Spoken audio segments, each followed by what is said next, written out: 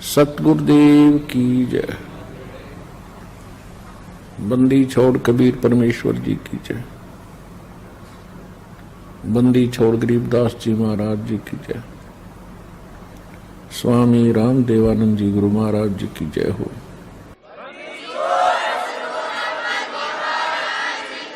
करोड़ों में तो कोई सह नहीं रह झुमक रहा, अरबों में कोई गर्क सुनो रह झुमक रहा। यही गीता जी कह रहे हैं कि वासुदेव सर्वमितिम स महात्मा सुदुर्लभ है, कि ये बताने वाला कि वो वासुदेव यानी वासुदेव श्री कृष्ण जी नहीं थे। वासुदेव तो उनके पिता का नाम था। वासुदेव वेदों में पूर्ण परमात्मा की महिमा है और उसी के आधार पर बच्चों के नाम रखे जाते हैं। अब वासुदेव नाम धर लिया हमने श्री कृष्ण जी का। वासुदेव तो उनके पिता का नाम था, वासुदेव के पुत्र थे वो। वासुदेव का अर्थ होता है कुल का मालिक, सबके ऊपर जिसका शासन हो, यानी चक्रवर्ती, उसको वासुदेव कहते हैं। अब श्री कृष्ण जी की सती थी और ब्रह्म की सती थी और पूर्ण परमात्मा वासुदेव की सती थी। को जो बतावेगा वो तत्वदर्शी संत तो बड़ी मुश्किल से मिलेगा। अब आपको वासुदेव की परिभाषा दिखाते हैं, सुनाते हैं।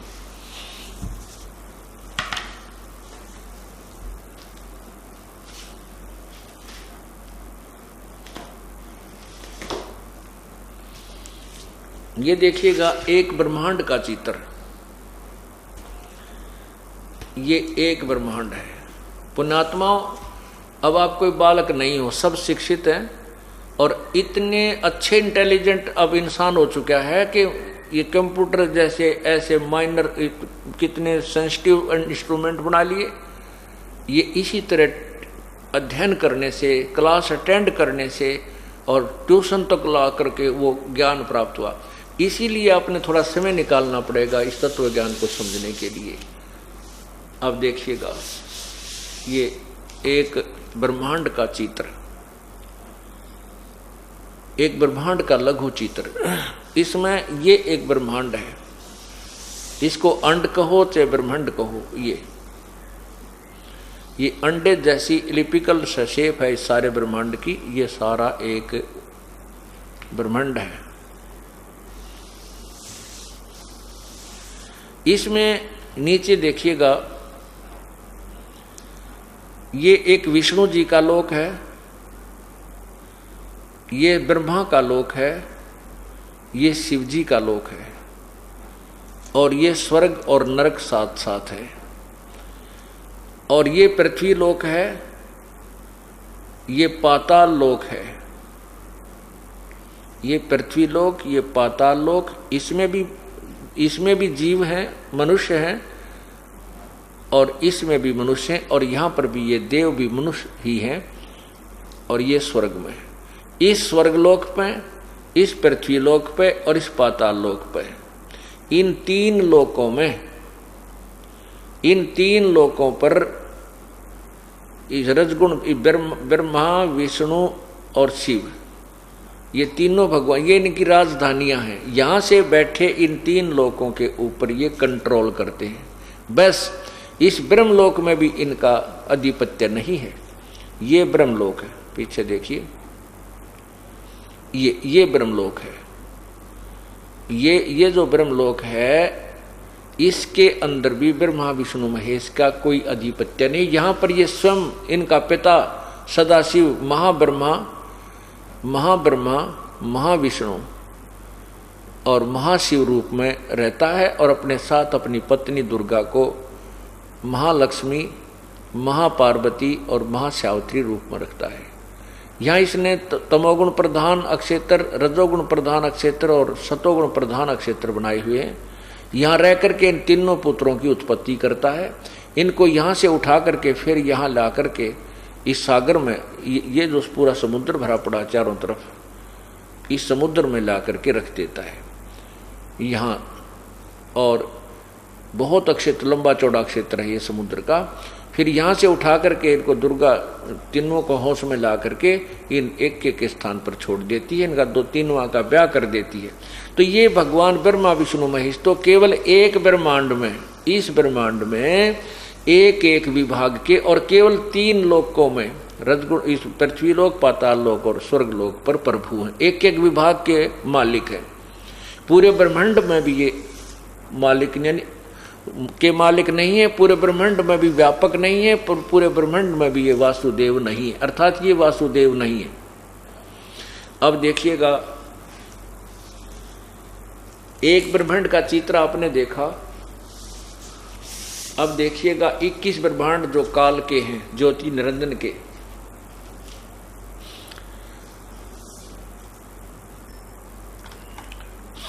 ये देखिएगा पूरे ज्योति निरंजन काल ब्रह्म के लोक 21 ब्रह्मांड का लघु चित्र, ये पूरे 21 ब्रह्मांड है।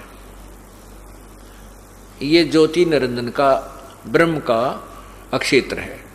अब ये देखिए, जो एक ब्रह्मांड आपने देखा था, अब वो ब्रह्मांड ये समझो एक गेंद सी दिखाई देती है, ये है। और इसने महाब्रह्मांड बनाया है काल ने। इस महाब्रह्मांड में ऐसे ऐसे 5 ब्रह्मांड रखे हैं। अब ये 21 ब्रह्मांड में ये ज्योति निरंजन मालिक है, लेकिन ये कुल का मालिक नहीं है, क्योंकि वो इससे अलग और लोक हैं। केवल इनके अंदर ये व्यापक है, सर्वव्यापक नहीं है।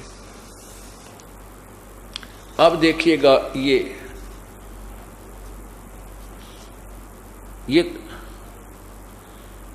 अब देखिएगा नीचे, ये नीचे देखना, ये जो है ये तो आप अभी आपने देखा था, ये सारे जो देखे थे ये 21 ब्रह्मांड। एक ब्रह्मांड देखा था वो तो ये गेंद सी बनगीब, और ये 21 ब्रह्मांड आपने देखे हैं न्यारे न्यारे ज्योति निरंजन के। तो अब इनकी ये स्थिति समझो, ये इतनी स्थिति आ गई ये। और ये जो ब्रह्मांड है 7 संख ब्रह्मांड पर ब्रह्म के, ये ब्रह्म के 21 ब्रह्मांड, ये पर ब्रह्म के 7 संख ब्रह्मांड है। तो ये ब्रह्म भी सर्व वासुदेव नहीं है और पर ब्रह्म भी कुल का मालिक वासुदेव नहीं है, क्योंकि अब यहां देखिए, ये केवल 7 संख ब्रह्मांड में व्यापक है, सर्वव्यापक नहीं है, सबका वासुदेव नहीं है। अब ये देखना असंख्य ब्रह्मांड, अब असंख्य ब्रह्मांड, ये पूर्ण परमात्मा के असंख्य ब्रह्मांड, ये छोटे छोटे जो दिखाई देते हैं ये सब ब्रह्मांड हैं। ये जो दिखते हैं आपको, ये ऐसे, ये सब ब्रह्मांड हैं, असंख्य ब्रह्मांड।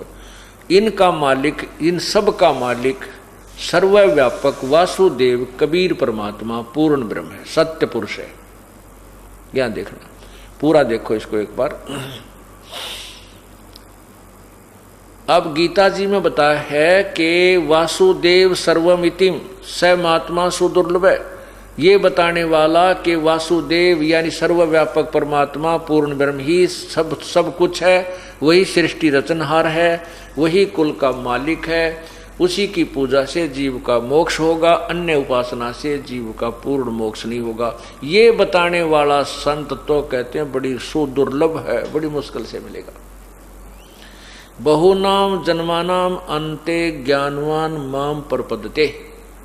बहुत बहुत जन्मों के अंत के जन्म में कोई ज्ञानी आत्मा ब्रह्म तक की साधना करता, ना तो नीचे के तीनों गुणों की रजगुण ब्रह्मा सदगुण विष्णु तम गुण शिव जी या कोई और अन्य उपासना, कोई जय गणेश देवा कहते, इस तरह की पूजा में लगे रहते हैं। और वासुदेव सर्वमितिम स महात्मा सो दुर्लभ है, ये बताने वाला कि वो पूर्ण परमात्मा ही सब कुछ है, सर्वव्यापक वो परमात्मा यानी वासुदेव ही पूजा के योग्य है, वही पूर्ण मोक्षदायक है, वही कर्मों के बंधन को काटता है, वही जीव की उम्र भी बढ़ा देता है, वो सब दुखों का निवारण करता है। ये बताने वाला संत तो बड़ी मुश्किल से मिलेगा। अब 7वें अध्याय के 29वें श्लोक में गीता ज्ञानदाता ने कहा है कि उस ब्रह्म को जानकर, उस ब्रह्म को जानने के पश्चात और पूरे आध्यात्मिक ज्ञान को जानने के पश्चात और मुझे समझने के पश्चात ये जीव फिर यहाँ से जन्म और मृत्यु के लिए छूटने का प्रयत्न करता है, यहाँ की किसी वस्तु की डिमांड नहीं करता। क्योंकि जब तत्व ज्ञान आपको हो जाएगा उसके बाद आपके यहाँ के सांसारिक सुख की कति चाह नहीं रहेगी। आप तो यहाँ से पीछा छुटवाने की कोशिश करोगे, क्योंकि आपको पता चल जाएगा कोट जन्म तन भर मत होगे, कुछ ना हाथ लग्या रे। कुकर शुकर खरबया बोरे, कौवा हंस बुगारे। कोटि जन्म तू राजा की, न मिटी न मन की आशा। भिक्षुक होकर दर दर घूम्या, मिला न निर्गुण रासा। इंद्र कुबेर ईश की पदवी, ब्रह्मा वरुण धर्मराया। विष्णुनाथ के पुर को जाके, फिर भी उल्टा आया। दोज असंख्य जन्म तन मरत्या होगे, जीवित क्यों न मरे रे।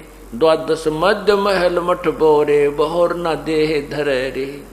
दोजक भिष्ट सभी ते देखे, राजपाट के रसिया। तीन लोक से तरपत नाही, ये मन भोगी खसिया। सतगुर मिले तो इच्छा मेटे, पद मिल पदे समाना। चल हंसा उस लोक पठाऊं, जो आद अमर अस्थाना।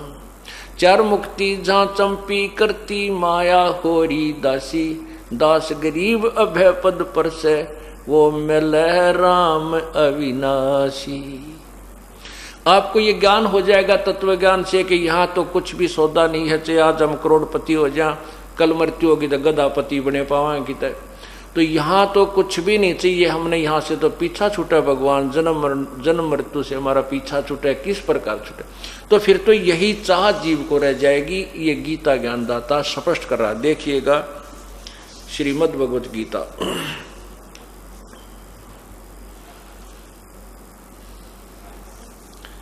इसके 7वें अध्याय के और 29वां श्लोक आपको सुनाते हैं। हाय हाय, 7वां अध्याय नीचे देखिए, श्लोक नंबर 29। इसमें लिखा है, जरा मरण मोक्षाय माम आश्रित्य यतन्ति ये, ते ब्रह्म तत्। ब्रह्म तत्व माने तत् ब्रह्म को, विदु माने जानकर, कृष्णमन अध्यात्मम कर्म च अखिलम। इसका अनुवाद देखिए क्या है। जो मेरे शरण होकर, माम आश्रित है, मेरे शरण का अर्थ है जो मैं ज्ञान कह रहा हूं इसके ऊपर जो आश्रित होगे, वो जरा मरण छूटने के लिए यत्न करते हैं।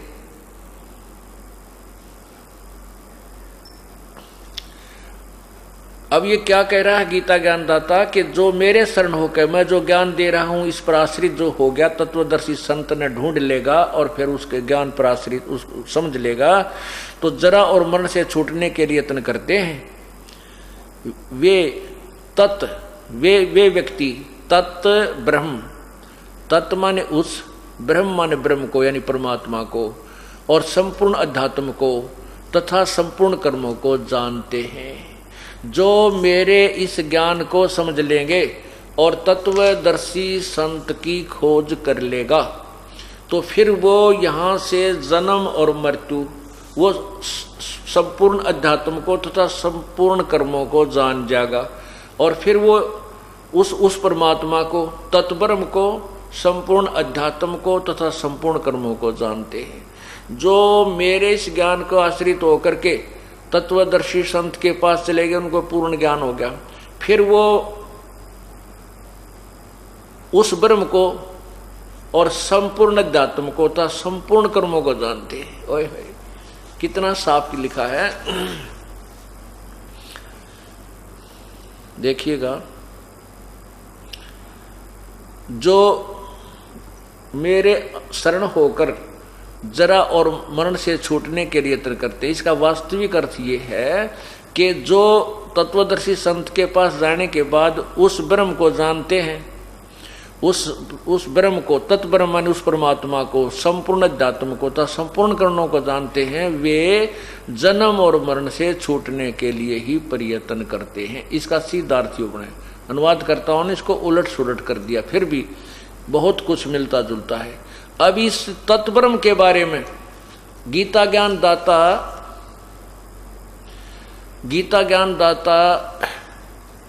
से अर्जुन ने पूछा कि भगवान वो तत्ब्रह्म कौन है फिर, जिसके बारे में आप बता रहे हो कि उसको समझने के बाद, उसका ज्ञान होने के बाद फिर तो जन्म मृत्यु से छूटने का जीव प्रयत्न करता है, या कि कुछ वस्तु नहीं मांगता। ये देखिएगा, अभी आपने ये 29वां श्लोक पढ़ा है, ये संपूर्ण तत्ब्रह्म को, उस ब्रह्म को, अध्यात्म को तथा संपूर्ण कर्मों को जान, ये 30वां 7वें अध्याय में 30 श्लोक हैं, ये यहां समाप्त हो जाता है। अब 8वां देखिएगा, ये 8वां अध्याय शुरू हो गया। इस 8वें अध्याय में प्रथम मंत्र में अर्जुन ने पूछा, किम तत्ब्रह्म, किम अध्यात्म, किम कर्म पुरुषोत्तम, किम अधिभूतम च किम प्रोक्तम अधिदेवम किम उच्यते। हे पुरुषोत्तम, तत्ब्रह्म किम, वह ब्रह्म क्या है, वो ब्रह्म यानी आपसे न्यारा और परमात्मा कौन है। इसका उत्तर 8वें अध्याय के इसी के 3रे श्लोक में गीता ज्ञानदाता ने कहा है। ये 3रे श्लोक में कहा है कि वह परम अक्षर ब्रह्म है। ओए होए, वह तो परम अक्षर ब्रह्म है।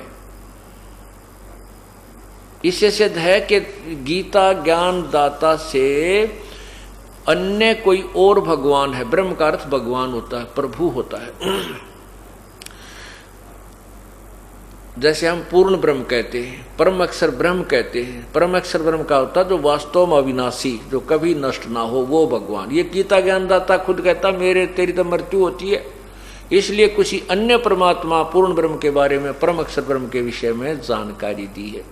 और फिर 8वें अध्याय के 5वें श्लोक में गीता ज्ञानदाता कहता है कि मेरी भक्ति कर मुझे प्राप्त होगा। 7वें श्लोक में भी कहता है मेरी भक्ति कर, युद्ध भी कर, मुझे प्राप्त होगा। 8वें अध्याय के 6ठे श्लोक में कह रहा है कि ये नियम है, अंत समय में जो भी जिसकी भक्ति करता हुआ प्राण त्याग कर जाता, उसी भगवान के पास पहुंच जाता है। 8वें अध्याय के 8, 9 और 10 श्लोक में उस परम अक्षर ब्रह्म के विषय में बताई है। ये देखिएगा,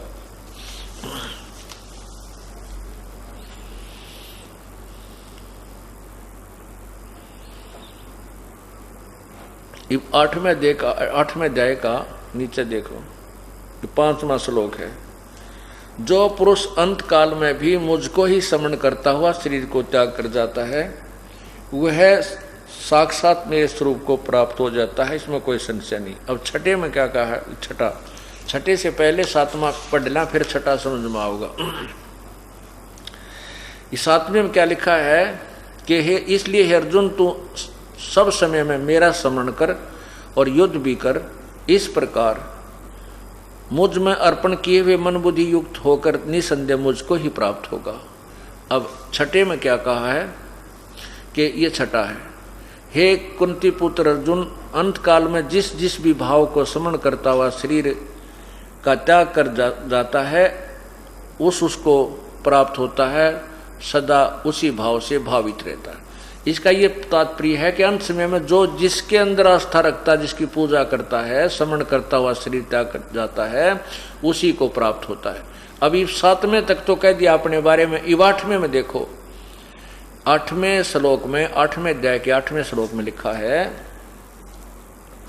हे पार्थ, यह नियम है कि परमेश्वर के, गीता ज्ञान दाता से अलग है कोई परमेश्वर।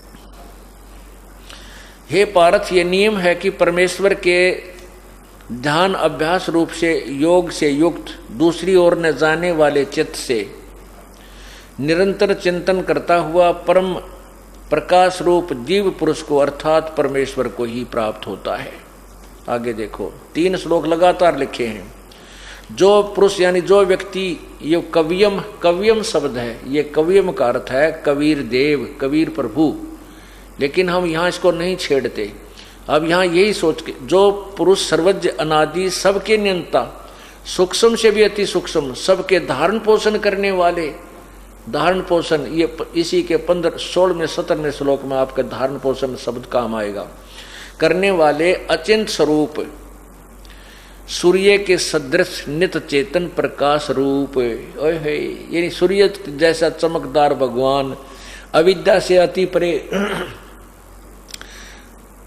परे शुद्ध सच्चिदानंद परमेश्वर का स्मरण करता है। यानी अपना तो बता दिया 8वें अध्याय के 7वें और 5वें में, और परमात्मा पूर्ण ब्रह्म के विषय में बता रहा है। वह जो स्मरण करता है, वह भक्ति युक्त साधक पुरुष अंत काल में योग बल से यानी भक्ति की कमाई से, भ्रकुटी के माध्यम से प्राणों को अच्छी प्रकार स्थापित करके फिर निश्चल मन से श्रवण करता हुआ तम यानी तत्ब्रह्म, तम यानी उस दिव्य पुरुष, दिव्य रूप परम पुरुष परमात्मा को ही प्राप्त होता है। तम यानी उस तत्ब्रह्म, उस परमात्मा परम अक्षर ब्रह्म को प्राप्त होता है, वो जो अन्य परमात्मा है।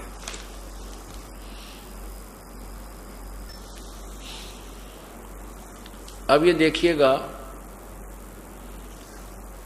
गीता जी के 8वें अध्याय के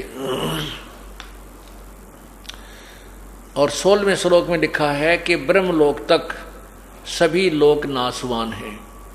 हे अर्जुन, ब्रह्मलोक पर्यंत सब लोग पुनर्वर्ती में हैं, पुनर्वर्ती हैं, परंतु कुंती पुत्र मुझको प्राप्त होकर पुनर्जन्म नहीं होता। ये इन्होंने अनुवाद गलत किया है।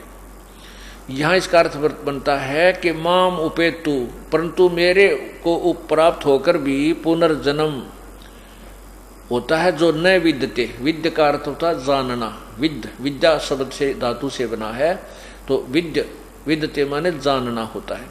तो जो ये नहीं जानते कि मुझे प्राप्त होने वाले भी जो तत्व ज्ञान से परिचित नहीं है, उनका भी पुनर्जन्म होता है, क्योंकि ब्रह्मलोक तक पर्यंत सभी लोग पुनर्वर्ती में हैं, अर्थात ये भी जन्म मृत्यु में आते हैं। अब 8वें अध्याय का अब 3 परमात्मा आपको यहां सिद्ध करते हैं। 8वें अध्याय के 18वें श्लोक में देखिए, इधर आकर के नीचे,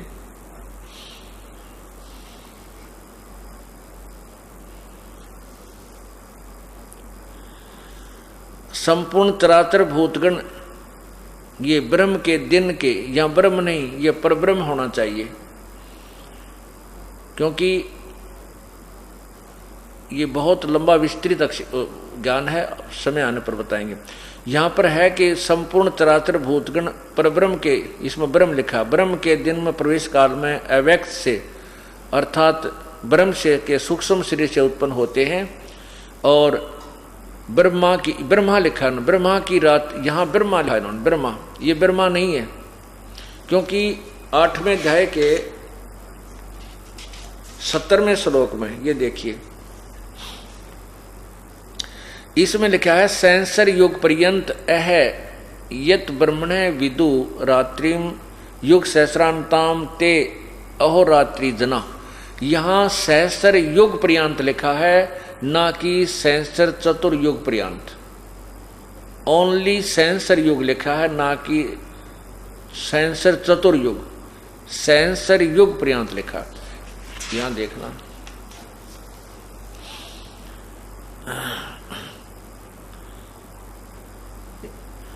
इसका अनुवाद किया है इन्होंने, ये ऊपर देखिएगा।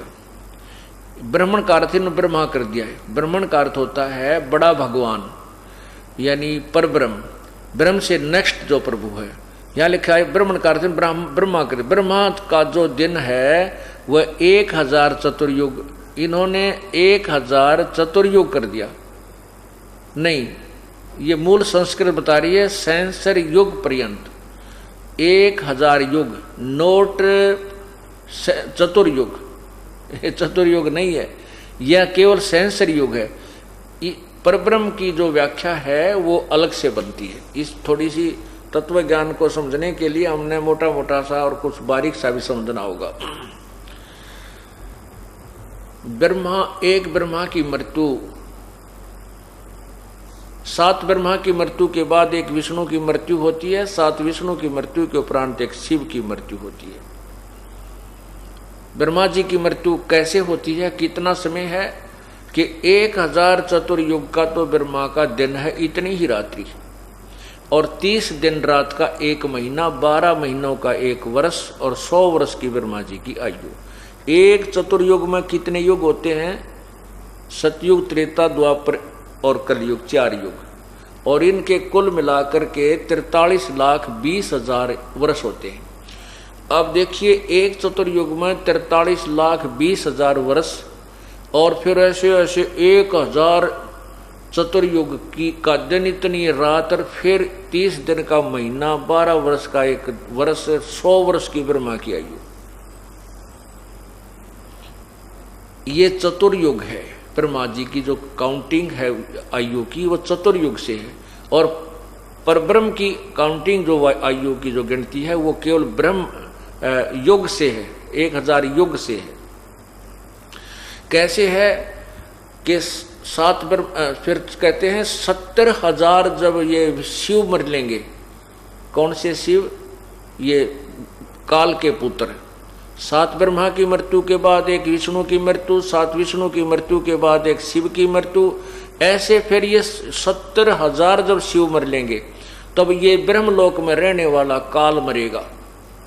एक ब्रह्मांड का विनाश होगा, वो परब्रह्म का एक युग होगा।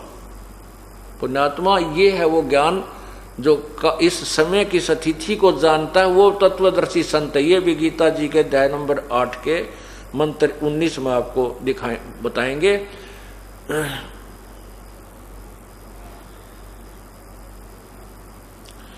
तो उसमें क्या बताया फिर? वो परब्रह्म का एक युग हो गया। ऐसे परब्रह्म के 1000 युग, 1000 एक वर्ष हो गया, उसका एक दिन हुआ। और ऐसे 1000, एक युग होगा, 1000 युग का परब्रह्म का दिन, और इतनी ही परब्रह्म की रात। और इस प्रकार फिर 100 वर्ष की परब्रह्म की आयु है। अब विचार करना कि 70,000 विष्णु मर लेंगे ना, ये शिव मर लेंगे, तब एक युग काल मरेगा। कहाँ? ब्रह्मलोक में। इसलिए कहता है कि अर्जुन, तेरे और मेरे जन्म और मृत्यु अलौकिक हैं, यानी दिव्य हैं। मैं और तरह से मरता हूं। ये एक ब्रह्मांड में मर कर इसका विनाश हो जाएगा ब्रह्मांड का, ये दूसरे में जाकर शरीर धारण कर लेता है। इसी प्रकार फिर उसमें इतने वर्ष के बाद उसमें मर जाता, फिर सब प्राणियों लेकर ये दूसरे में चला जाता है।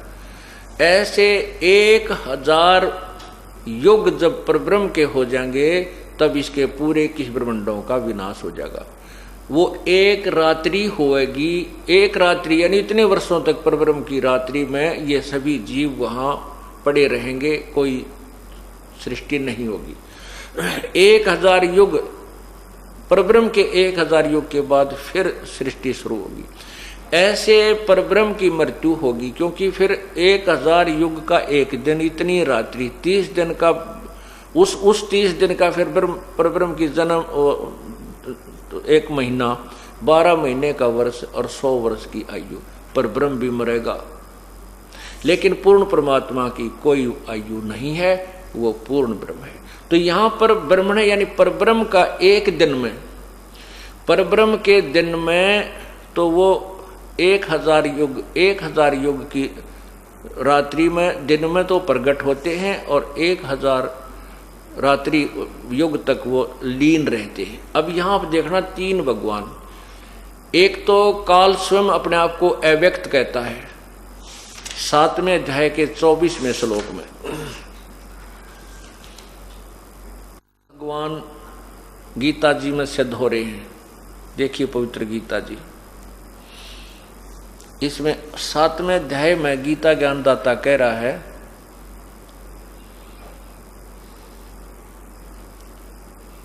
नीचे आइए 24वें श्लोक में कहते हैं, बुद्धिहीन पुरुष मेरे अनुत्तम माने घटिया अविनाशी परम भाव को नहीं जानते, अव्यक्त मन इंद्रियों से परे मुझ सच्चिदानंद घन परमात्मा को, ये माम माने मुझ को व्यक्ति भाव में प्राप्त हुआ मानते हैं। अव्यक्तम माम अव्यक्तम, मुझ अव्यक्त को, मैं किसी के सामने नहीं आता। अव्यक्त का अर्थ होता है मैं किसी के सामने प्रकट नहीं होता, गुप्त रहता हूँ। मुझे व्यक्ति भाव में आया हुआ मानते हैं। ये मूर्ख लोग मुझे कृष्ण मान रहे हैं, मैं कृष्ण नहीं हूँ। स्पष्ट क्या है? मैं अव्यक्त रहता हूँ। अव्यक्त का अर्थ क्या होता है? जैसे सूर्य बादलों के पीछे हो, बादल छाए हों, तो उसमें सूर्य हमें दिखाई नहीं देता, लेकिन बादलों के पार विद्यमान है।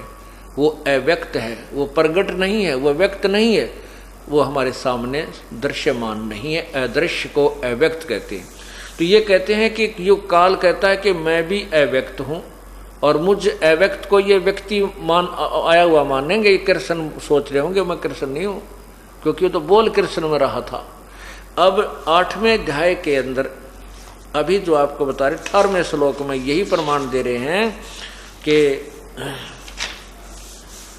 इसमें गीता जी के 8वें अध्याय के 18वें श्लोक में लिखा है कि उस परब्रह्म अव्यक्त से क्या जब दिन समाप्त होता है तो सभी उसकी रात्रि रूप में सब प्राणियों का विनाश हो जाता है, और जब वो परब्रह्म की एक रात समाप्त होती है और दिन शुरू होता है 1000 युग का, तब यह सृष्टि काल की फिर रची जाती है।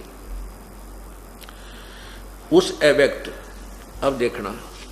अब देखना बिल्कुल 2 मिनट में समझ में आ जाएगा जो मैं क्या समझाना चाहता हूं आप जी को।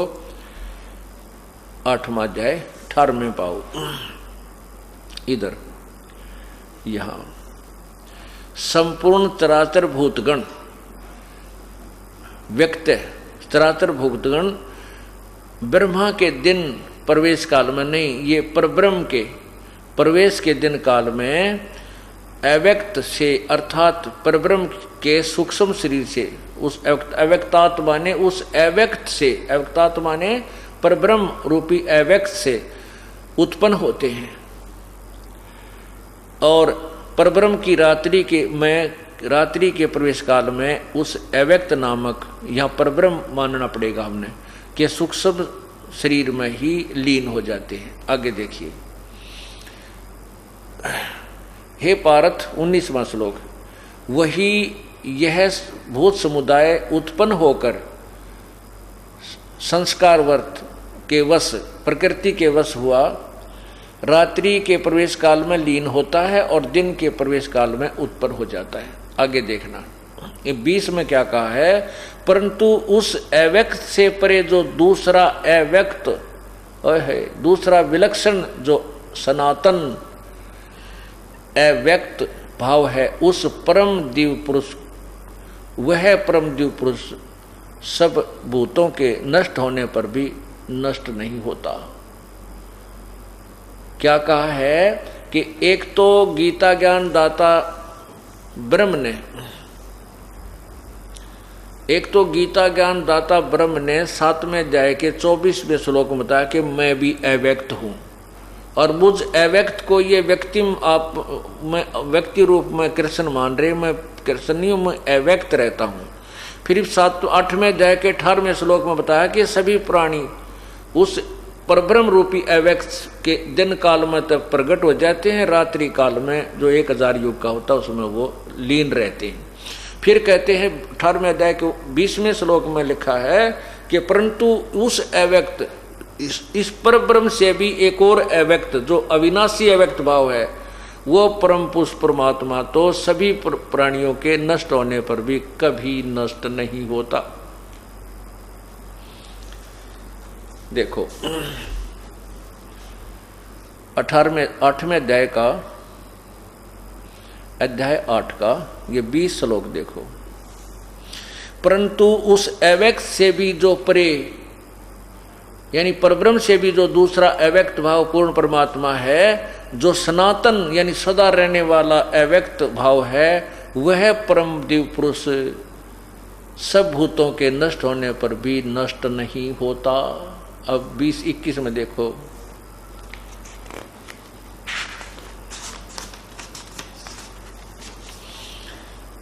अव्यक्त अक्षर, वो जो तीसरे नंबर का अव्यक्त है, परम अक्षर ब्रह्म है, वह अव्यक्त अक्षर इस नाम से कहा गया। अक्षर माने अविनाशी। अब इसमें क्या कहा है कि अव्यक्त अक्षर, वो उसको अक्षर माने अविनाशी, अविनाशी अव्यक्त इस नाम से कहा जाता है। उस अक्षर नामक अव्यक्त भाव को परम गति कहते हैं। ओए होए। और जिस सनातन अव्यक्त भाव को प्राप्त होकर मनुष्य वापस नहीं आते, वह मेरा परम धाम है। अब ये नीचे देखिए,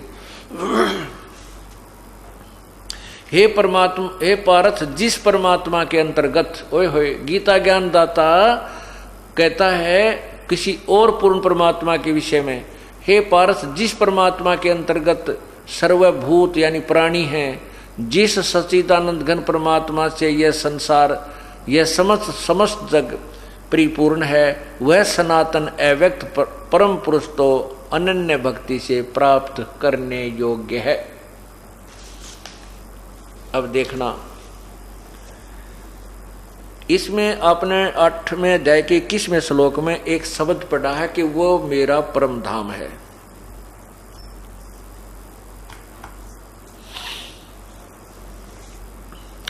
यहां पर जो काल कह रहा है कि वो मेरा भी परम धाम है। अब कहने का भाव है कि यो काल भी उस सतलोक से ही यहाँ आया है और हम भी वहीं से आए हैं। अपना भी मुख्य स्थान तो सतलोक ही है और ये भी कह रहा है मेरा भी वो परम धाम है। अब जैसे कोई किसी गांव में रहा करते और वो 2-3 पीढ़ी से शहर में रह रहे हैं और उस गांव में उनका कोई संपत्ति नहीं, कोई जायदाद नहीं, अब उनका कोई वहाँ पर हिसाब किताब, वोट भी कोई ना, और फिर भी उस गांव का व्यक्ति उसे कभी मिलता है तो यूँ क्या कर, भाई मेरा भी पुराना गांव वो ये है। तो काल ब्रह्म इस दृष्टिकोण से कह रहा है कि वो परम, मेरा भी परम धाम है, लेकिन उसके बारे में बताता है कि हे पार्थ, जिस परमात्मा के अंतर्गत संपूर्ण प्राणी आते हैं, यानी वो पूर्ण वासुदेव है, सबके ऊपर जो मालिक है, सबका सब पर व्यापक है, और जिस सच्चिदानंद घन परमात्मा से ये समस्त जगत व्यापक है, यानी जिसने सारी सृष्टि को संभाल रखा है, परिपूर्ण है, वह सनातन अव्यक्त परम पुरुष यानी परमात्मा तो अनन्य भक्ति से प्राप्त होने योग्य है। यानी किसी और देवी देवता ब्रह्म परब्रह्म की को इष्ट रूप में पूजा नहीं करने से वो परमात्मा प्राप्त होता है। यानी अनन्य भक्ति इसका कहते हैं कि किसी और में ध्यान नहीं, ना किसी में आस्था रहे, ना किसी को इष्ट रूप में पूजे। जो पति भरता पति से राती, आन पुरुष नहीं भावे, बस पी हर्म सुरत प्रियतम, जनो कोई ध्यान लगावे। अब जैसे पति भरता लड़की अपने घर भी चली जाती है तो भी अपने पति का चिंतन नहीं भूलती, और पतिव्रता लड़की अपने एक ज्वाइंट फैमिली में भी रहती है, उसमें सास भी है, ससुर भी है, जेठ भी, जेठानी भी, देवर और देवरानी भी। वो यथोचित उत्तर सब आदर सबका करती है। जेठ को बड़े भाई यानी की तरह, पिता ससुर को पिता की तरह, सास को माँ की तरह, देवर को छोटे भाई की तरह। तो इस प्रकार वो सबका आदर करती है, लेकिन जो उसका लगाव अपने पति में होता है वो किसी में नहीं हो सकता। उसके लिए पति पूज्य होता है वो, और अन्य का वो सत्कार करती है। इसी प्रकार हम जितने भी अपने जो आपको मंत्र दिए जाते हैं, ये हमारा एक परिवार है। ब्रह्मा विष्णु महेश शिव, ये दुर्गा आदि, ये हमारा एक परिवार है। और हमारा कुल का, हम का सबका पिता, एक कुल मालिक पति यानी कबीर परमात्मा है। हमने जैसे वो पति भरता लड़की जब तक ज्वाइंट फैमिली में रहती है तो बिल्कुल मिलजुल कर सबको आदर सत्कार करती है। जब वो भिन्न भिन्न होते हैं, न्यारे होते हैं, तो वो फिर अपने पति के साथ चली जाती है। जेठ जेठानी में उसका कोई लगाव नहीं रहता, क्योंकि वो उसके साथ वो पति भरता। इसी प्रकार कहते जब हम यहाँ संसार त्याग कर जावांगे, इन न्यारे होवांगे, हम अपने सतलोक चले जाएंगे, तो हमारा कोई लेना देना नहीं रहेगा। लेकिन इनसे हमारा कोई बिगाड़ भी नहीं है। अब अलग हो गए तो जेठ और देवरात हैं, कोई उसका मनमुटाव नहीं है, लेकिन पति के समय वो किसी को नहीं मान सकती। इसी प्रकार हमने अपने, इसलिए उसको अनन्य मन कहते हैं। किसी और में श्रद्धा ना हो उसको पतिव्रता स्त्री कहते हैं। इसी प्रकार किसी अन्य देव में हमारी आस्था ना बने तो हम पतिव्रता पद पर रहेंगे और तभी परमात्मा को हम पसंद होंगे। और जब हम इस तरीके से उस कबीर परमात्मा को पूजेंगे, किसी देव में आस्था नहीं रखेंगे, तब हम पतिव्रता पद पर आ जाएंगे। उसके बारे में बताया है पतिव्रता जमी पर जो जो धर है पाँव, समर्थ झाड़ू देत है, ना कांटा लग जावे। ऐसे भगत को जो पतिव्रता की तरह अपने पूर्ण परमात्मा पर आश्रित हो गया, फिर उसके जीवन सफर में वो पूर्ण परमात्मा कांटे रूपी दुष्कर्मों को ऐसे बुहार देता है जैसे उस मेरे इस भगत के, मेरे बच्चे के कोई कांटा ना लग जा, यानी कोई पाप कर्म का दुख इसको आ ना जा, आने से पहले ही वो उनको साफ कर देता है। जैसे वो पतिव्रता जमी पर जो जो धर है पाँव, वो समर्थ झाड़ू देत है, ना कांटा लग जावे। कहते हो समर्थ कबीर परमात्मा सर्वशक्तिमान प्रभु अपने बच्चे के उस जीवन सफर के आगे आगे पाप कर्मों को दूर दूर करता चलता है, मेरे बच्चे के कांटा ना लग जाए, यानी कोई कष्ट ना आ जाए। इसलिए लिखा कि वो पूर्ण परमात्मा तो अनन्य मन से प्राप्त करने योग्य होता है। अब ये तत्व ज्ञान है, गीता जी का ज्ञान है। अभी तक हमने गीता जी के बारे में 2 बात बताया करते, अर्जुन तेरा क्या जाता है, तू क्या लेकर आया था, तू है शरीर तेरा है नहीं, संपत्ति तेरी, तू क्यों मोह में फंस गया। वाह वाह, गीता का ज्ञान सुना दिया।